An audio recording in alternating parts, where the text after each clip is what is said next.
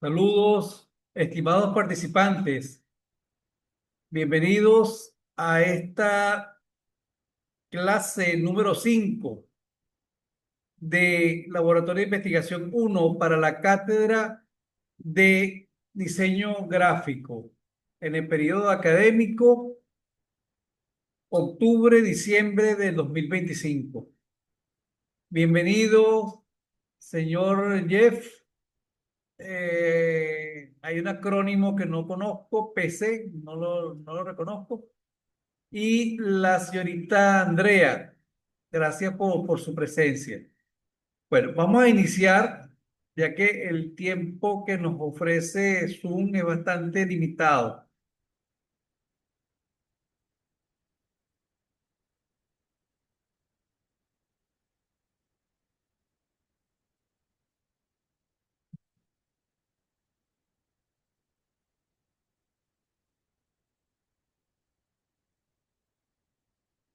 Ok, feliz noche, señorita Andrea. Eh, ok,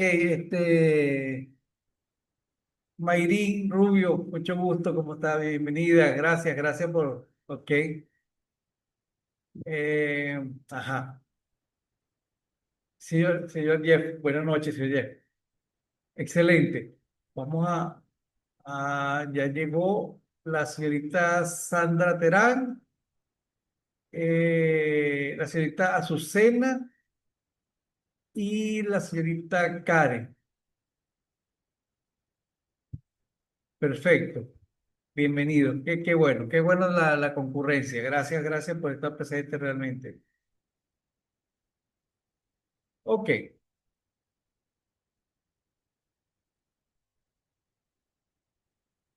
Ajá. Listo. Vamos a iniciar. Ok, la clase de hoy es bastante interesante debido, bueno, todas son, ¿no? Pero esta peculiarmente me motiva porque realmente es el epicentro, ¿de acuerdo? De la investigación. Realmente es la dinámica investigativa, ¿no? Lo demás es todo un preparativo, lo demás es todo un esquema, pero aquí nos centramos en la investigación. Aquí es donde ponemos en gala toda esa fase de recaudar la información, de examinarla, de determinar cuáles son los argumentos que, que nos va a orientar a lo que posiblemente sea nuestra respuesta o nuestra solución a lo que hayamos dado como problema, ¿no? Y es por eso que aquí es donde encontramos o enfocamos esa investigación. Bien, ¿qué vamos a hablar aquí al respecto? Bueno, primero, el contenido va a estar las respuestas a encuestas, el capítulo 2 y su estructura, antecedentes de la investigación, las bases teóricas, definición de términos, sistema de variables y resumen. Con respecto a la respuesta a las encuestas, veo que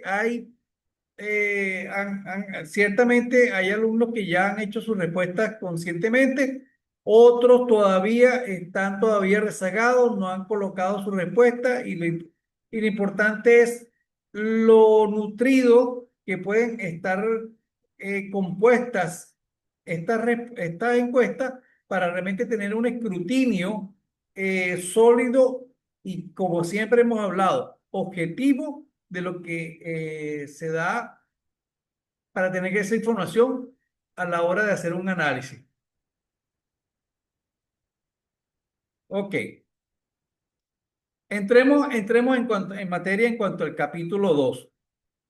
El capítulo 2, ya como señalamos anteriormente, está compuesto, o sea, es el marco teórico, ¿de acuerdo? Es la conceptualización de la problemática, Lamentablemente, porque yo ahorita es la conceptualización de la problemática te que nos confieso estamos algo. planteando. Ok, por favor, apaguen los micrófonos. Gracias. Antecedentes de la investigación. o sea, los elementos que van a componer este marco teórico son los antecedentes de la investigación, las bases teóricas, ¿de acuerdo? Una cosa es las bases teóricas y otra es el marco teórico. ¿Ok? Marco teórico contiene todos estos elementos. Definición de términos básicos y sistemas de variables. Este sistema de variables, a pesar de que lo vamos a abordar prácticamente al final de la clase, va a estar presente a lo largo de la investigación y ya lo vamos a ver por qué. Primero que nada, hablemos de los antecedentes de investigación. Los antecedentes de la investigación se presenta en muchos casos como que un argumento complementario a nuestra investigación. Algo así como que vamos a complementar la información que yo tengo destacada y voy a complementar con qué antecedentes hay al respecto. A veces tendemos como investigadores a subestimar este apartado y resulta ser que este apartado es la piedra angular de nuestro proceso de investigación. ¿Por qué? Es la importancia de los antecedentes de investigación. Bueno, en principio, allí va a conocer qué investigaciones han precedido las suyas. ¿Por qué? Porque la idea fundamental es que tengamos un argumento inédito, ¿no? O sea, que generemos realmente un conocimiento significativo, importante, relevante, diferente, creativo, innovador. Reconozco que estamos ante ese bagaje de información, ante ese gran nutrido de trabajo de investigación, porque de carácter nacional y mundial son muchos los documentos de investigación que se están generando. Claro, voy a poner la salvedad, porque no voy a crear un una vitrina de irrealidades. No todos los documentos tienen esa valoración que se requería, pero ciertamente se crean documentos, se crea información que son realmente relevantes. Pero entonces nos cuestionamos, bueno, profesor, entonces, qué puedo investigar si ya todo prácticamente está investigado? Sí, siempre hay una investigación, porque el elemento que debemos tener en cuenta no es el tema en sí, ¿de acuerdo? Sino los factores que podamos crear, digamos, comparar esos factores son realmente, tienen un carácter discreto muy amplio, o sea, hay muchas variables. Supóngase que hablemos, hablemos de población.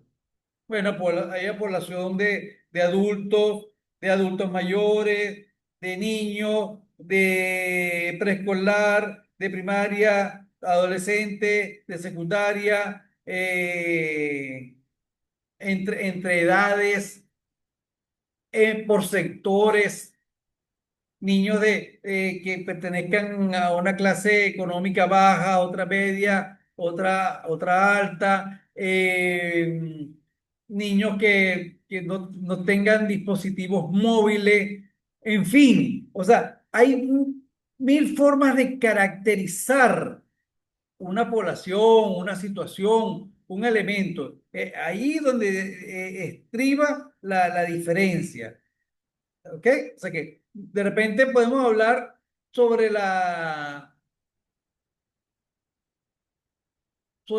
el impacto de un logotipo en una población, pero esa población, si la caracterizamos, si la desmenuzamos, encontramos una particularidad, porque es muy probable que de repente caractericemos, por ejemplo, a lo mejor no tenga nada que ver, pero de repente caractericemos a una población que dependiendo de su latitud, de repente los espacios más fríos o de poco oxígeno genera algún tipo de percepción muy distinta a la que puede estar en un hábitat de bajo relieve o a nivel del mar. O sea, son infinidades de elementos que podemos establecer como un cuadro de investigación que sumado a esos antecedentes que de repente en algún momento dado se dio ante una población citadina. Ah, bueno, ¿y qué tal si vemos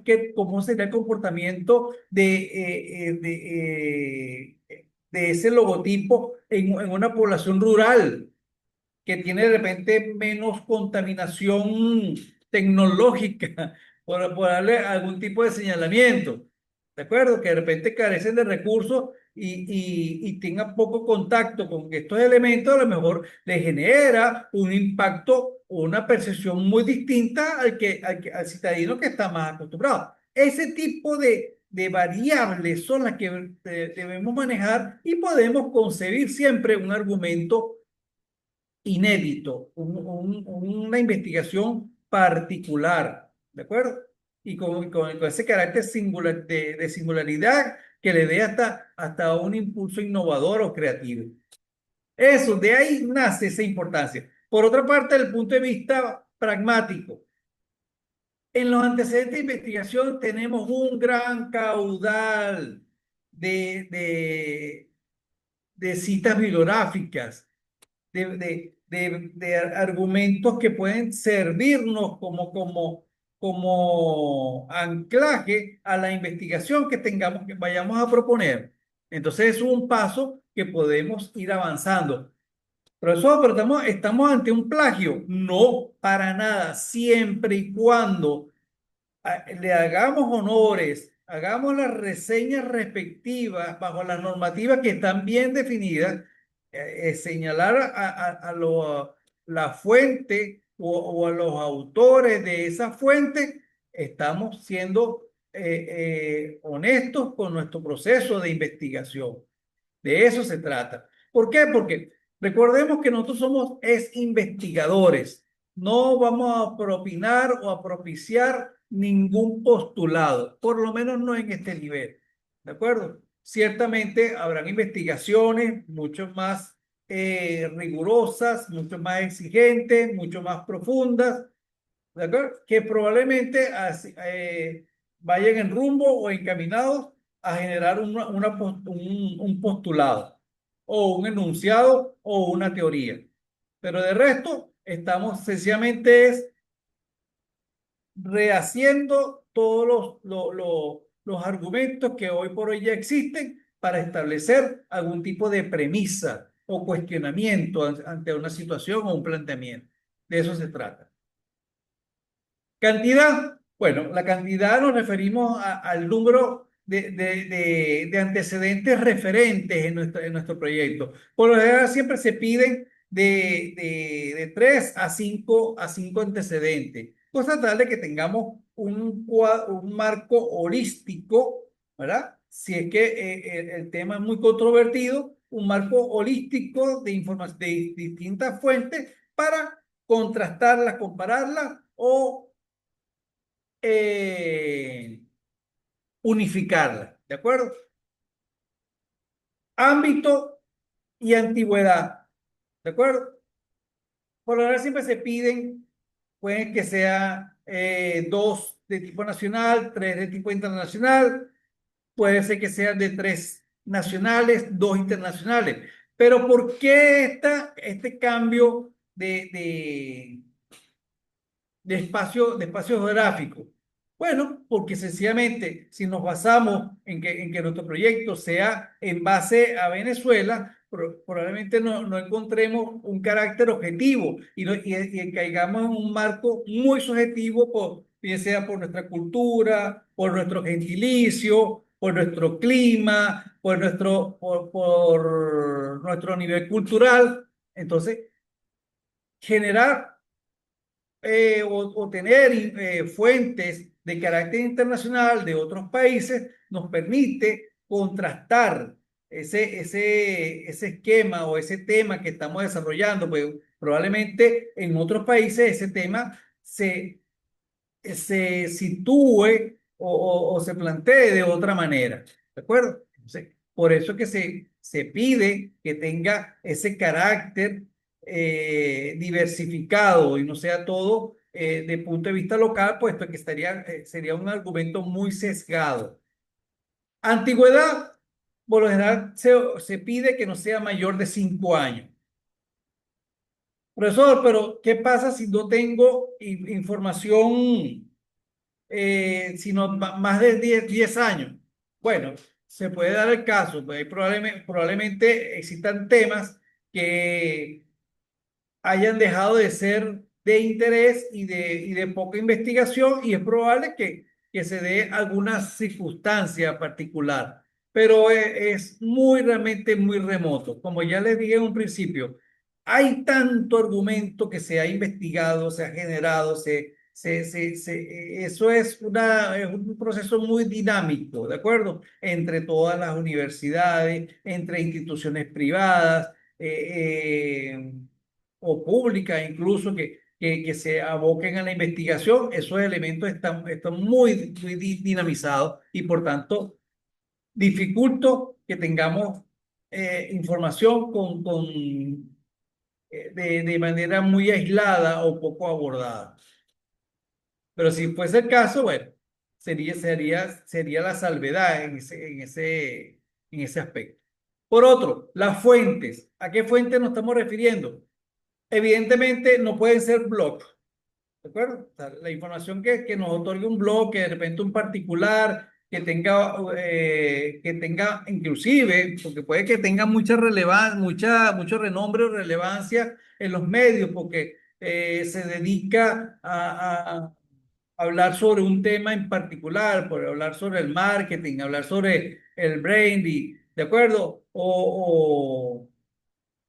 O lo que es el diseño X. Es muy probable que exista gente que sea muy versada, pero no está calificada como para tener un orden de carácter científico. Por eso que es importante agarrar fuentes que sean confiables, donde bien sea Google Académico, hay Alice, también es una fuente de trabajo, de investigación muy bueno. Creo que es de Perú, ese tipo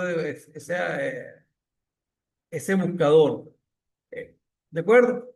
Puede ser también revistas científicas. Ese tipo de argumentos son las que se aplican para este fundamento. No se vale Wikipedia, ¿ok? Wikipedia es una plataforma que realmente brinda información bastante interesante, pero tiene la salvedad de que es una plataforma a la cual tiene libre edición, ¿de acuerdo? Entonces, puede existir gente con muy buena intención, pero eh, sí, señorita Azucena, artículos de revista o editoriales, sí, también sirven perfectamente. Bueno, editoriales, por supuesto, de revistas especializadas, es lo que usted nos señala. A ese sentido, sí, también aplica. Gracias. Ok, entonces, ajá, ¿cómo se refleja un antecedente de investigación? Voy a minimizar aquí para hablar un poco al respecto. Primero que nada, debe tener, bueno, aquí lo veo, debe tener el título del trabajo, ¿de acuerdo? Por ejemplo, aquí el impacto del diseño de interfaz de usuario en la usabilidad de aplicaciones móviles, un estudio de caso en aplicaciones de comercio electrónico. Debe indicar el autor, debe indicar la fecha, el objetivo que se buscó en ese trabajo de investigación. ¿Cuál fue la metodología empleada? ¿Cuáles fueron los resultados obtenidos en esa investigación? ¿De acuerdo? Esos son los elementos fundamentales que debe poseer una investigación. Pero debe poseer algo muy importante, ¿de acuerdo? Que es su interpretación. ¿Qué análisis o qué significado tiene ese antecedente para su investigación? O sea, usted como investigador debe reseñar el porqué de la importancia y la relevancia que tiene cada antecedente para su investigación. O sea, en dónde apunta ese antecedente a su investigación. Por otra parte, si hemos señalado que pueden haber de 3 a 5 antecedentes de investigación, deben reflejarlos en el orden de jerarquía o de importancia o del que tiene más, digamos, influencia sobre su investigación. Siempre de más a menos. ¿Eso es posible? Sí es posible, porque probablemente tengan ustedes investigaciones que tengan una relevancia tangencial. Es probable que no esté su investigación, los antecedentes sean perfectamente alineados a lo que es su tema de investigación. No, sencillamente puede ser un argumento tangencial. Por ejemplo, señalando este aspecto, supóngase el caso de que su proyecto sea ese, el impacto usted está desarrollando un proyecto como este, el impacto del diseño de interfaz de usuario en la usabilidad de aplicaciones. Ajá, por ejemplo, probablemente encuentre un proyecto que hable netamente sobre la usabilidad de las aplicaciones móviles. Indistintamente de, usted puede tener una información al respecto o tenga una investigación sobre lo que es el comercio electrónico. Son argumentos que tienen una pequeña porción de lo que propone su proyecto, pero vale proyecto porque le ha permitido aderezar su contenido. ¿Ok? Dice por aquí, y en ese orden, ¿cómo se colocaría? ¿Antecedente 1, antecedente 2, antecedente 3? ¿O lo hago como la cita? Eh, No, ahí comience por el autor, comience el autor y ponga el título. De allí, usted tiene que darle la entrada. Según el antecedente el antecedente investigado de Pérez JL, en donde su título, ahí usted hace toda su redacción. A la orden, a la orden. Ok. Bien, resultados. Vamos aquí, seguimos. Como les dije, lo importante es que al final de cada uno, de cada antecedente, vaya su apreciación por la importancia de ese antecedente para su investigación. ¿Por qué? Porque orienta al lector a interpretar cuál es el sentido que le está enfocando usted a su investigación. Ok, luego de eso ya construimos vamos al orden de las bases teóricas, ¿de acuerdo? Las bases teóricas, ¿qué son? Las bases teóricas, déjenme ver aquí, ¿por dónde vamos? Ok, ok. La base teórica comprende un conjunto de conceptos y proposiciones que constituyen un punto de vista o enfoque determinado, dirigido a explicar el fenómeno o el problema planteado. Entonces, como bien he señalado, eh, cada argumento va a tener una particularidad, en cada investigación pues, van a tener ustedes una particularidad, pero la habilidad, ustedes como investigador, es darle ese orden, esa congruencia pertinente para exponer sus fundamentos, ¿de acuerdo? ¿Cómo que quiero decir yo con esto? De que no es que van a llegar a hablar sobre la definición del diseño gráfico de forma aislada sin que eso ustedes le den la connotación a la que ustedes le quieren dar sentido. El diseño gráfico, ¿qué es el diseño gráfico? ¿Qué es un mensaje gráfico? ¿Es una difusión? ¿Cómo lo van a interpretar ustedes para orientar a lo que ustedes quieren fundamentar en ese momento? Porque ustedes allí no hacen un dictamen realmente de la investigación que ustedes están realizando. Ustedes hacen es todo un basamento organizando una estructura y en función a esa estructura es que ustedes en próximos capítulos van a dar una respuesta. Porque aquí lo que van es digamos, a ilustrar o a lustrar al lector sobre el tema a la cual ustedes están haciéndole el estudio. Entonces, en este sentido, ¿qué tenemos? Bueno, para construir esa base teórica, ahí nos comenzamos a asirnos de esas herramientas técnicas, ¿no? Como es el recaudo, la clasificación de la información, de la prioridad o, ¿sí? El orden de importancia en que le vamos a dar a cada contenido. ¿Para qué? Luego que hemos hecho ese análisis documental, hemos hecho toda esa recaudación, o la ordenamos, la analizamos, la clasificamos, la jerarquizamos, ese es el término que no estaba alcanzando. Jerarquizar la información, o sea, darle una estructura de mayor importancia y de mayor relevancia para ir a la parte más particular. Entonces, luego que tenemos esa información, elaboramos un esquema. ¿De acuerdo? Constituyen elaborar un esquema. Pero, profesor, ¿cómo vamos a elaborar ese esquema? Ok, aquí vamos a detener este aspecto. Fíjense que vamos a partir de un título que ya nos lo hayamos planteado. ¿De acuerdo? Que, por ejemplo, en este caso, la influencia del diseño minimalista en la percepción de marca de lujo. Un estudio de caso en la industria de la moda. Ah, perfecto, ese título está fabuloso. Pero ¿qué tenemos aquí? ¿Y qué fue? Ahora aquí sí les digo, ¿qué fue lo que yo vi en cada uno de sus títulos tentativos? Hicimos en el foro. ¿Por qué unos fueron aprobados? ¿Por qué unos no fueron aprobados? ¿Qué es lo que yo básicamente observé en cada uno de esos títulos?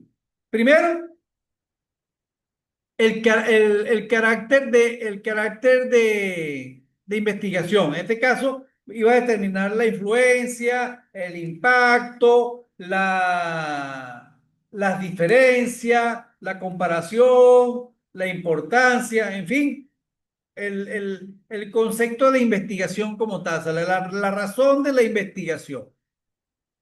Pero otra parte, ¿de acuerdo? Es determinar ciertas variables. Yo estuve identificando ciertas variables dentro de sus títulos. Esa variable, ya la vamos a hablar al respecto, pero que tienen una que es el qué y otro es para qué o por qué. Ya lo vamos a hablar más en detalle. Entonces, cuando yo vi cada uno de esos títulos, yo vi dos grandes variables. Una variable que me dice qué es lo que quiero investigar, en razón a qué. ¿Qué pasa en este caso del diseño minimalista en la percepción de la marca de lujo? O sea, ¿qué efecto tiene el diseño minimalista sobre la percepción de la marca? Ahí tengo dos grandes elementos. Un elemento que está influyendo y otro elemento que está siendo influido o afectado. Allí donde estriba realmente la característica de esos títulos, en donde yo tengo un factor, un elemento, una variable que me va a permitir estudiarla, el por qué genera algún tipo de acción o efecto, ¿verdad? Sobre otro elemento. Entonces aquí tengo el diseño minimalista que está influyendo en la percepción de las marcas de lujo. Entonces, esa contraparte es justamente lo que yo siempre fue viendo en cada uno de sus títulos tentativos. Entonces, ciertamente, aquí tengo resaltado que el diseño minimalista va a ser, constituye lo que es mi variable independiente, después voy a contextualizar ese aspecto, y la percepción de la marca de lujo como la variable dependiente. ¿De acuerdo? Me quedan 10 minutos. Ok, ok, estoy bien. Aquí el Zoom me anda advirtiendo ya el... Ya va, que esto me fue para atrás. Ok. Entonces, me voy aquí. ¿Qué sucede? Que tengo la influencia del diseño minimalista y la percepción de la marca de lujo. Son dos elementos fundamentales, ¿de acuerdo? Que yo debo hacer estudio al respecto. Entonces, si voy a trabajar sobre la influencia del diseño minimalista, evidentemente, ¿qué debo desarrollar como tema de base teórica? El diseño minimalista. Entonces, ¿cómo constituyo yo o también sobre qué es la percepción de marca de lujo? ¿Verdad? O qué son marcas de lujo, un poco la caracterización, cuáles son elementos, ejemplos, características, ¿de acuerdo? Entonces, partiendo de una de las variables, tengo el diseño minimalista.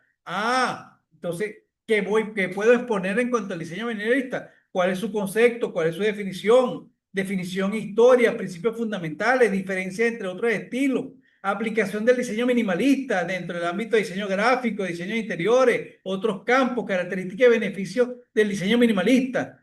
¿De acuerdo?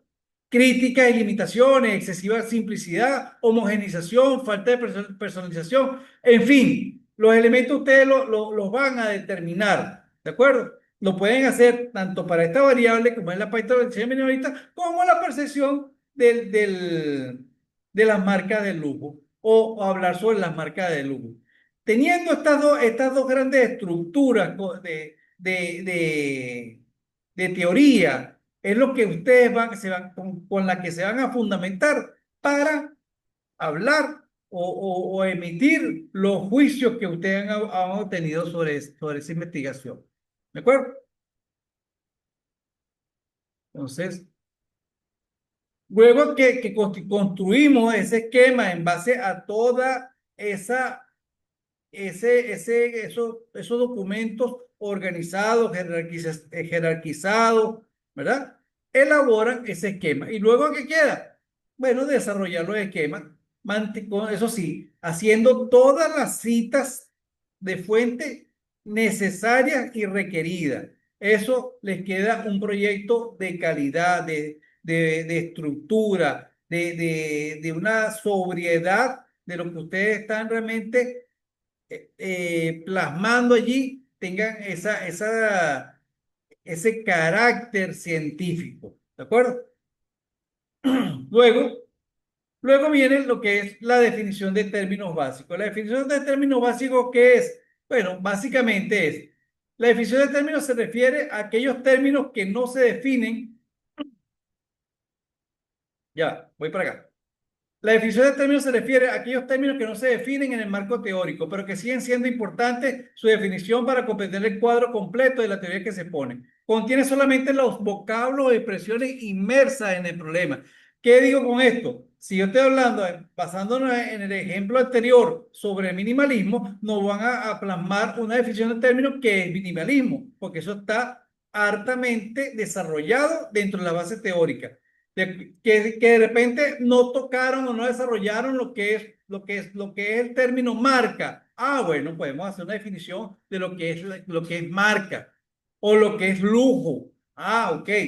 Argumentos muy particulares que si no se logró desarrollar en la base teórica, ustedes exponen realmente. Pero ¿qué sentido tiene esto? Bueno, tiene sentido de evitar la ambigüedad. Yo siempre plasmo como ejemplo el término audiencia, ¿de acuerdo? De repente existe la audiencia dependiendo del contexto. La audiencia puede ser un público que va a ver un espectáculo o una obra de arte. Eso es una audiencia, ¿de acuerdo? Pero existe otro tipo de audiencia del ámbito jurídico, ¿verdad? Que es una celebración de un acto jurídico y lo llaman de esa misma manera, audiencia. Entonces son terminologías que de repente son necesarias y requeridas para aclarar algún aspecto.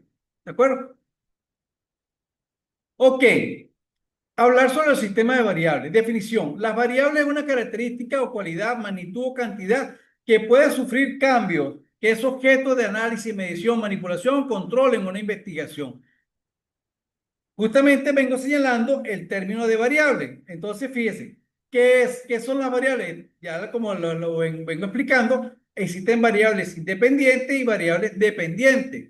Las variables independientes son las que causan, generan y explican los cambios en las variables dependientes. ¿De acuerdo? Las independientes afectan, generan los cambios sobre las variables dependientes. Las dependientes son aquellas que se modifican por acción de la variable independiente. O sea, son las variables que están siendo afectadas, modificadas, mejoradas, ¿de acuerdo?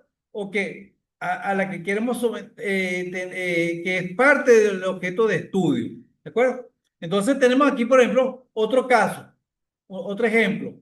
El impacto del diseño de interfaz de usuario en la usabilidad de aplicaciones móviles. Un estudio de caso en aplicaciones de comercio electrónico. Ya fíjense, ¿qué tiempo tengo? No, me queda muy poco tiempo. Fíjense, aquí tengo las dos variables. Tengo el impacto del diseño de interfaz, ¿verdad? O sea, el diseño de interfaz de usuario, ese es una variable. Y la otra es la usabilidad en las aplicaciones móviles. Entonces, aquí lo tengo.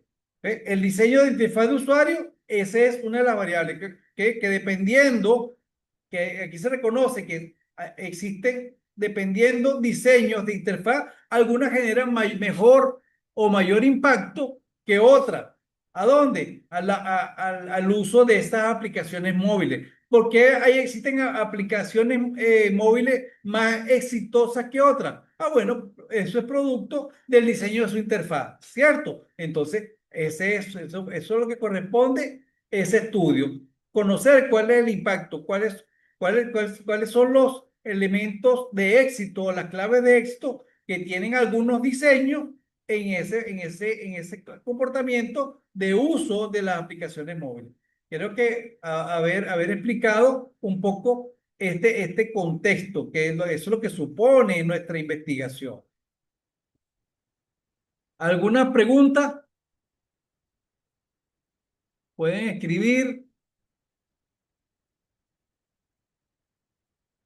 Vamos bien, está comprendido lo que hemos hablado hasta ahora.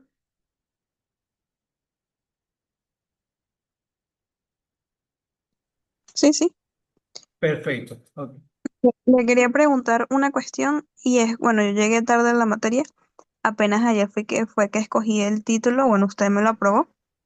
Le quería preguntar si yo esta semana termino el capítulo 1 y empiezo el 2, podría, conforme yo lo vaya montando, no obviamente le voy a mandar tipo primer párrafo, no, le voy a mandar como todo el capítulo 1 para que usted me lo vaya corrigiendo y el 2 igual, ¿eso se puede hacer o tengo que esperar que la materia culmine? No, no, no, no, no. Tenemos que, esta cátedra es muy dinámica, ¿de acuerdo? Muy dinámica y muy complementaria. O sea, la actividad uno es complemento de la 2, de la 2, de la 3, ¿de acuerdo? Y lo vamos a ir desarrollando en esa fase. Es más, para usted y para todos. Ya evaluamos, si evaluamos el capítulo uno, cuando entreguen el capítulo 2, van a entregar el capítulo 2 con las mejoras del capítulo uno, ¿de acuerdo? Para Ok, que ya ese documento se vaya generando con la mejor calidad posible, ¿de acuerdo? perfecto, profe. Chévere. Vamos a ver, aquí Gracias. me queda menos un minuto. Ok, tercero, ok, aquí y por el momento no tengo ninguna duda, profe, todo claro, excelente, gracias. Ok, vamos a ver qué nos queda. Ah, bueno, ese era el argumento que quería plantear para hoy. Yo estoy bloqueado, por eso no le entregué el capítulo, no se preocupe. De todas maneras, yo estoy consciente de que hay muchos inconvenientes, pero siempre la idea es que ustedes hagan el trabajo, ¿de acuerdo? Bueno, ya se va a acabar el capítulo, quiero terminar, siempre despedirme porque se me tumba el Zoom.